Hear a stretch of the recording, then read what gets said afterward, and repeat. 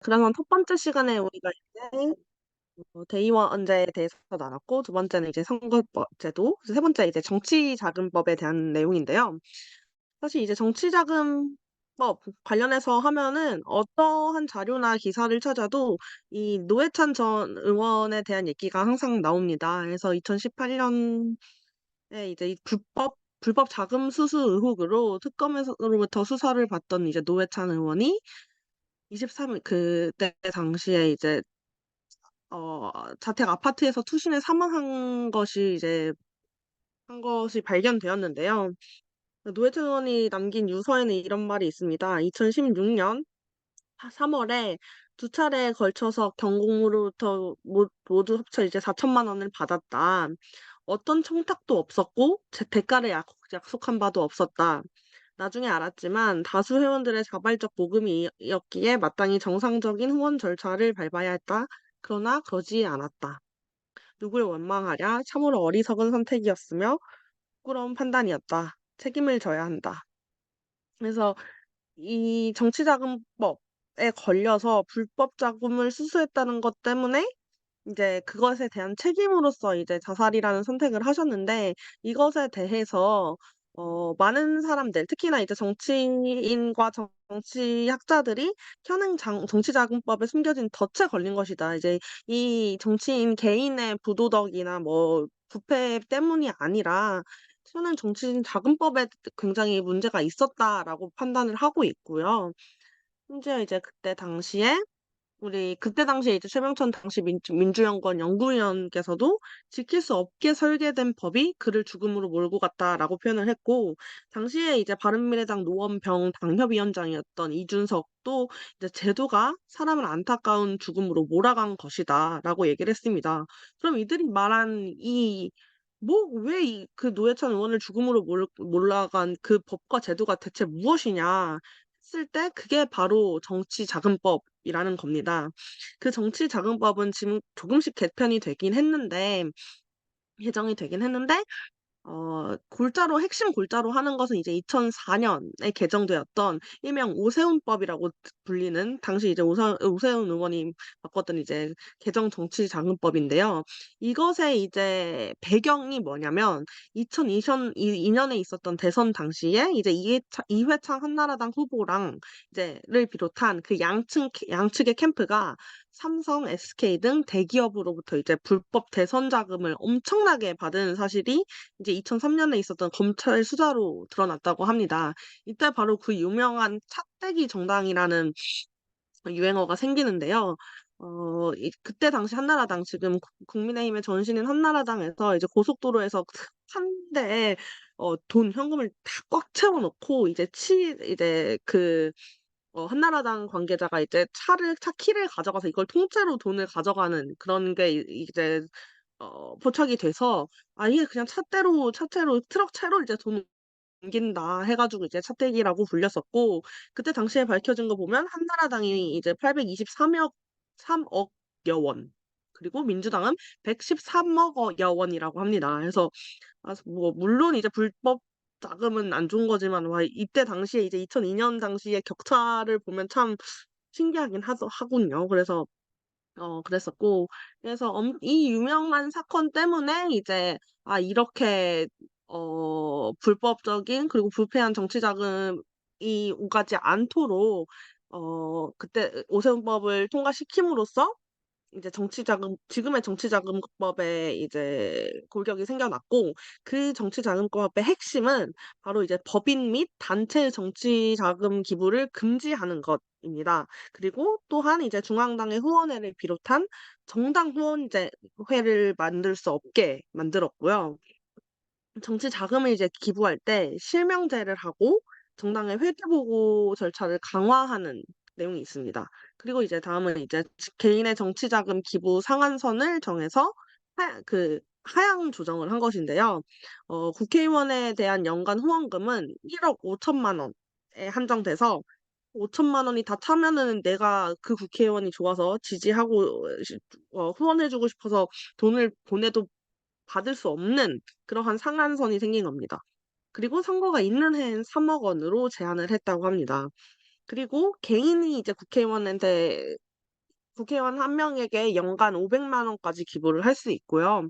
앞서 말했듯이 법인 및 단체는 이제 정치자금을 기부를 하지 못하다 보니까 오롯이 개인으로만 할 수 있고 이 개인이 결국 제일 많이 해봤자 500만 원까지만 기부를 할 수 있는 이제 그 법적 제도가 이제 조성이 된 것입니다. 음. 그래서 이 이 정치자금법 개정 자체는 사실 굉장히 고비용, 굉장히 많은 돈을 가지고 치렀던 선거를 저비용 구조로 전환한다는 것과 정치자금의 흐름에 대한 감시를 강화해서 투명성을 높이겠다는 것이 핵심이어서 사실상 그때 당시에 이제 엄청난 돈 선거였는데 그때 돌아다녔던 돈의 한 4분의 1 정도로 전체적으로 선거 비용이 감소하는 효과는 실질적으로 당시에 있었다고 합니다. 그런데 이제 그 법이 그때 당시에 효과를 누렸지만 2004년에 또에 이제 2000년대에서의 자신의 역할을 다 했지만 점점 그 후로 오면서 현재에서 바라보기에는 실질적으로 자산가들만 이제 정치를 할 수 있게 되는 쩐의 정치를 만들고 있는 구조로 변화했다는 것이 이 정치자금법의 핵심입니다. 그래서 지금은 그래서 유권자들의 정치적 표현의 자유를 지나치게 제약을 하고 있고 신인 정치인이나 소수 정당이 경쟁력을 가지고 이제 거대 정당과 경쟁하는 것에 굉장히 많은 한계를 가지고 있게끔 구조적으로 설정을 하고 있는 것이 바로 이 정치자금법이라고 합니다. 그럼 어떻게 정치적 표현의 자유를 지나치게 제약하느냐 했을 때 이제 하나하나 다시 더 살펴보자면 이제 법인 및 단체의 정치 자금 기부의 전면 금지는 이제 뭐 법인과 단체가 정치자금 기부를 할 수 있으면 이게 이제 기업에 대한 부담으로 작용해서 정경유착의 빌미가 될 수 있다는 근거였고 그래서 이제 이 정치자금의 유통량 자체를 축소시킴으로써 이제 이 돈이 가지고 있는 부당한 영향력을 배제하고 경쟁성과 공정성을 담보한다는 것이 목적이었습니다. 왜냐하면 이제 법인 및 단체 가 이제 기부를 할 수 있으면 한국당 삿대기 정당이라 불렸던 이제 2002년 대선 선거를 볼 수 있듯이 정치적 자본이 굉장히 풍부한 이제 대기업이나 이제 자본으로 자신의 의사를 피력하고 혹은 이제 뭐 로비할 수 있는 영향력이 큰 단체나 기업들이 이제 특히 이제 경제인들이 많겠죠. 그들이 이제 정치와 정경유착을 하면서 이제 이해관계에 따른 정치 그리고 막 부당한 영향력을 행사할 기 뭐야 그 여지가 굉장히 많다는 것이죠. 그래서 그것도 일면 이제 타당한 말이긴 하지만 이제 지금의 선거 문화 그리고 민주주의가 발전한 지금의 상황에서는 이제 단체나 이제 법인의 정치적 의사 표현을 보장할 필요가 있는데 그걸 못하게 지금 법으로서 막아놓고 있는 게 가장 큰 문제다라는 측면이 있고요. 또한 이제 뭐 예를 들어 대가성이 전혀 없었던 정말 사회공헌적 성격의 정치 자금을 단체에서 기부를 하고 싶었는데 그것까지 금지하는 것은 이제 기업의 사회적 역할을 고려했을 때 불합리한 측면이 분명히 있다는 겁니다. 그리고 또 해외 주요 국가의 정치자금 관련 법을 보더라도 규제가 있기는 하지만 기업과 노동조합 등 단체의 정치자금 기부를 사실상 허용하고 있다고 그래요. 그래서 뭐 예를 들어 미국 같은 경우는 연방선거운동법에 의해서 기업 등의 단체가 직접 이제 기부하는 것은 금지가 되어 있지만 특정 정당이나 후보자를 지지하기 위해서 이제 자금의 모금을 목적으로 조직 운영되는 그 단체를 통해서 얼마든지 이제 기부를 할 수 있다고 합니다. 음. 그리고 영국은 기업과 노동조합의 정치자금 기부금을 규제하는 법률이 따로 없대요. 그래서 자유로운 기부를 허용은 하되 철저하게 이제 정치자금을 보고를 하고 공개 의무를 가지고 있어서 투명성을 굉장히 담보로 하고 있다고 합니다. 그래서 절대 한도는 따로 두지 않고 있고 지출 한도액 등 지출에 대한 제한 규정도 딱히 없다고 합니다. 하지만 직접적인 현금 전달은 이제 뭐 1,000유로로 제한하고 있다든지의 그런 세부적인 제한 사항은 있습니다. 일본 같은 경우도 정당에 대한 법인과 단체에 대한 이제 정치 자금 기부를 허용을 하는데 직접 기부를 받을 수는 없고 정당의 정치 자금 단체를 통해서 이제 기부를 받을 수 있다고 합니다. 그래서 정치인도 정치 자금 단체를 통해서만 이제 통해야 하지만 이제 어쨌든 이제 법인과 단체로부터 직접은 아니지만 그 중간에 한번 거치는 이 단체를 통해서 기부를 받을 수 있는 구조라고 합니다. 그래서 실질적으로는 음, 단체의 자금이 개인에게 전달될 수 있다. 그런 구조다라고 합니다. 그래서 이제 이런 식으로 되어 있고 그다음의 핵심으로는 현역 프리미엄의 후원회 제도가 이제 정치자금법의 또 다른 아주 큰 특징입니다. 그래서 그것의 핵심은 지역위원장, 이제 뭐 민주당 같은 경우는 지역위원장이고 국민의힘 같은 경우는 당협위원장인데요.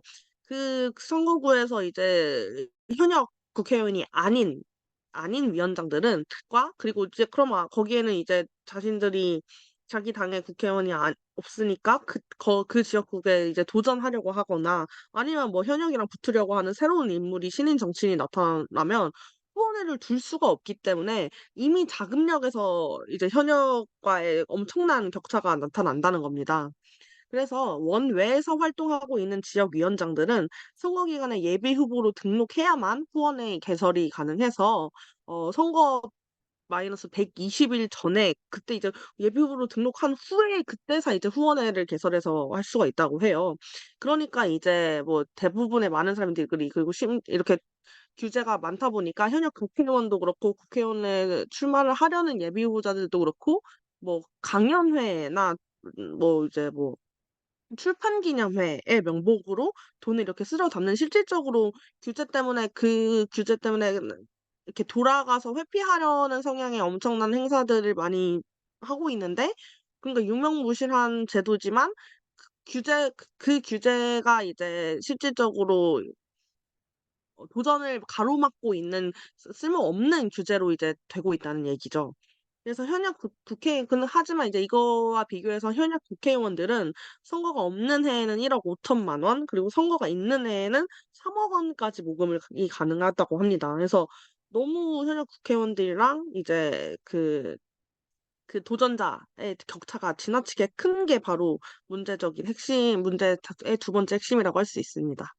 뭐 그 외에는 이제 거제 정당에 유리한 국부 보조금이라고 할 수 있는데요.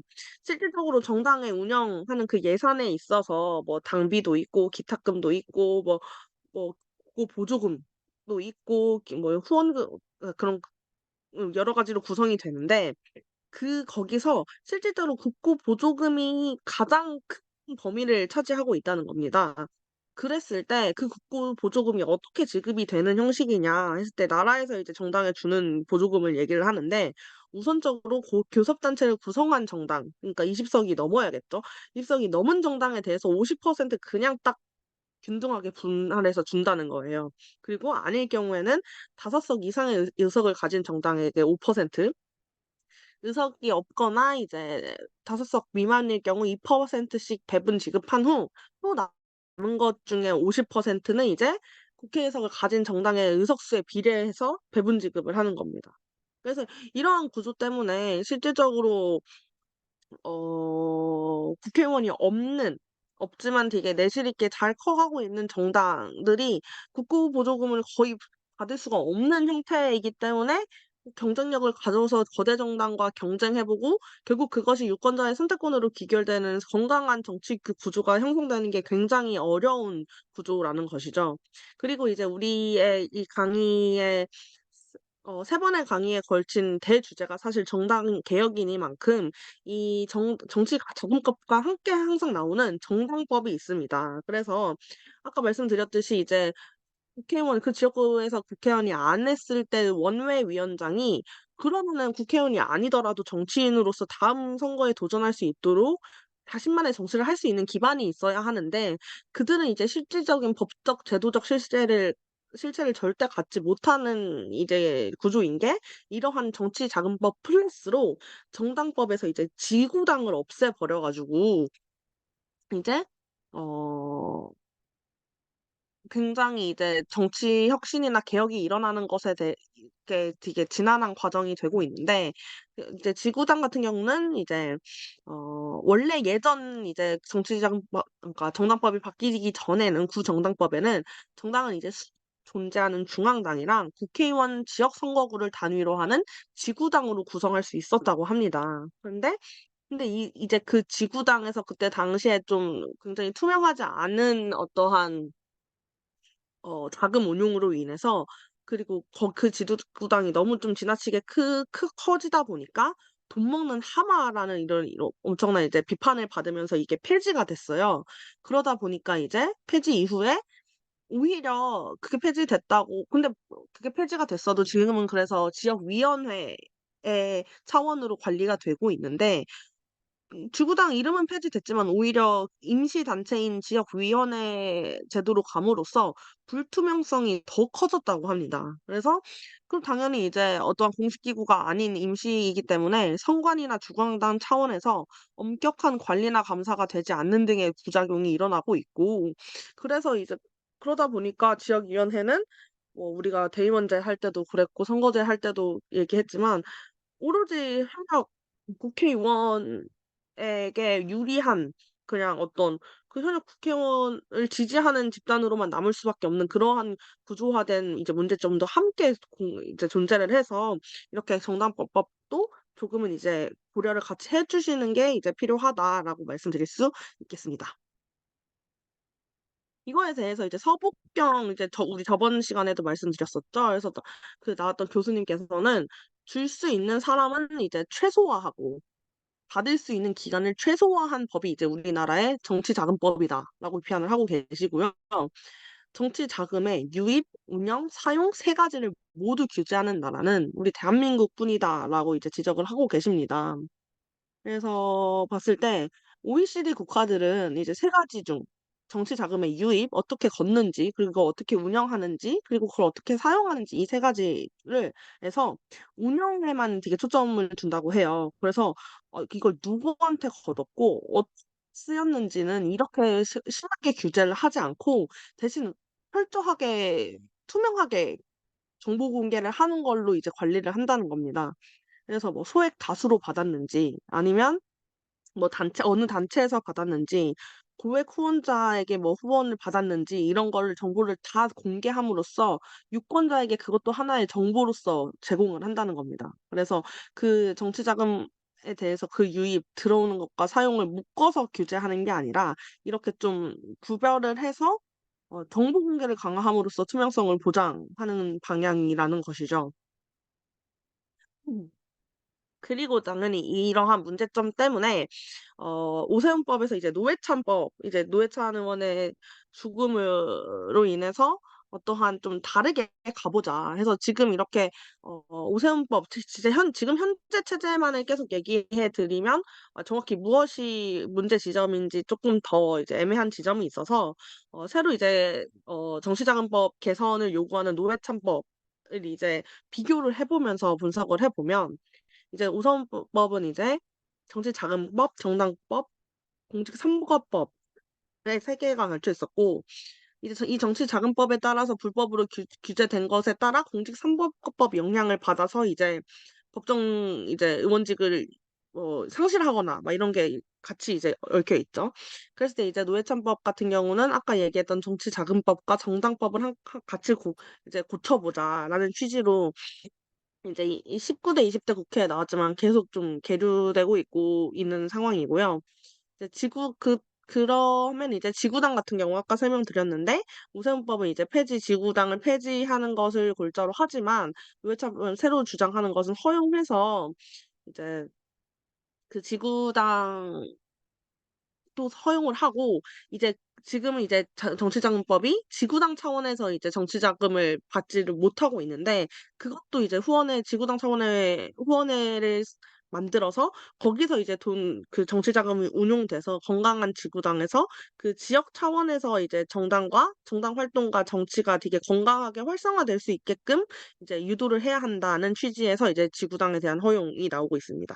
그래, 이거랑 같은 맥락에서 지구당 이제 유급 사무원에 대해서도 당연히 지구당을 폐지했으니까 이제 이 유급 사무원, 즉 일할 수 있는 사람, 돈 받고 일할 수 있는 사람을 폐지를 했다면 2명 이내에 허용하자. 이러려면 지금 또 이제 정당법상에 당 내에 유급 사무원을 돈 받고 일할 수 있는 사람을 100명으로 이제 100명 이하로 규제하고 있다고 해요. 그래서 그러다 보니까 이제 이거 그래도 최근에 뭐 당원 친구들이랑 얘기할 때 나왔는데 실질적으로 정규직 보장을 받는 직원이 너무 적고 다 이제 계약직으로서 이제 당직자로서 일을 하고 그러다 보니까 계속 지속적으로 이제 정당 개혁의 측면에서 봤을 때 선거 때만 뭉쳤다 헤어졌다 뭉쳤다 헤어졌다 해서 제대로 된 조직 운영 시스템이나 이제 없는 이러한 정당 전반적인 문제의 원인 중에 하나가 저는 이제 이 행정적인 유급 사무원의 문제도 있다고 보거든요. 그래서 이런 것에 대해서도 이제 뭐 지구당에서도 유급 사무원을 줄 수 있도록 하자고 이제 제안을 하고 있습니다. 그리고 이제 개인 후원에 있어서 지금은 이제 현역 국회의원만 받고 있는데 이제 원래 정치인도 연간 이제 개인 후원 300만 원까지 받을 수 있게 하자. 개인이 뭐 이렇게 좀 제안을 하고 있고 뭐 이거는 이제 뭐 법인단체 기부금대에서는 이제 노세훈법 노회찬법도 둘 다 금지를 주장하고 있는데 이거는 같이 좀 더 얘기를 나눠볼 만한 여지가 있는 부분인 것 같습니다. 그리고 이제 이런 차원에서 현재 이제 이러한 정치자금법의 하에서 현역 국회의원과 원외 지역 혹은 당협위원장의 선거운동의 차이를 좀 이렇게 비교를 해보자면 현역 국회의원은 이제 지역 사무소를 낼 수가 있고요. 하지만 원외 지역위원장은 불가하고요. 그래서 근데 사실 불가하지만 알아서 다들 몰래 몰래 이상은 다른 형식으로 내고 합니다. 그리고 이제 후보모금도 국회의원은 항상 가능하고요. 상한은 연간 1억 5천이고 심지어 선고가 있는 해에는 3억까지 받을 수 있고요. 후원금 모금도 이제 원외 이제 국회의원이 아닌 사람들은 절대 후원금을 모을 수도 없고 총선 전 예비 후보 자격일 때만 이제 후원금을 그때서 받을 수 있습니다. 상한액도 아까 말씀드렸듯이 3억 원, 여긴 1억 원, 1억 5천만 원이고요. 그래서 의정활동 보고도 현역 국회의원은 할 수 있지만 원외 지역위원장 따는 못합니다. 그래서 어, 뭐 자기가 그 지역에서 진짜 그 지역에서 현역이 있어서 그 사람이랑 붙어서 도전을 해보고 싶어서 열심히 그 지역에서 정치를 하더라도 내가 어떤 행사와 어떤 정치 활동을 해서 이 지역에 어떤 기여를 했는지를 의정 활동을 보고를 할 수가 없는 상황인 거죠. 그래서 이제 봤을 때 실질적으로 사전 선거운동을 이 당연히 금지돼 있습니다만 현역 국회의원에겐 사실상 가능하고 이제 원외 지역위원장은 사실상 불가한 상황입니다.